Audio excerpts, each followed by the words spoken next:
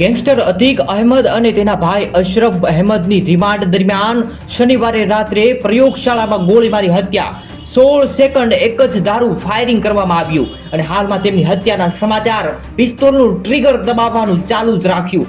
એકદમ 16 સેકન્ડ સુધી ધમાધમ ફાયરિંગ થયું અને ત્યારબાદ બેને દબોચી નાખ્યા. આવી રીતે જે સમાચાર સામે આવ્યા છે, મોટા સમાચાર અત્યારે મળી રહ્યા છે. અશરફની હત્યા સાથે જોડાયેલા 12 તસવીરો સોશિયલ મીડિયાની અંદર વાયરલ થઈ.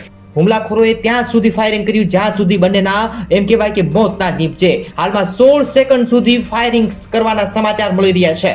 ખરેખર મોટી ઘટના અને મોટા સમાચાર સામે આવ્યા છે. આના વિશે તમારે શું કહેવું છે કોમેન્ટ કરો. ગુજરાતના તમામ સમાચાર માટે જેડી ન્યૂઝ ચેનલ સબસ્ક્રાઇબ કરો અને આના વિશે કંઈ કહેવું તો કોમેન્ટ કરો. ધન્યવાદ. જય હિન્દ. વંદે માતરમ.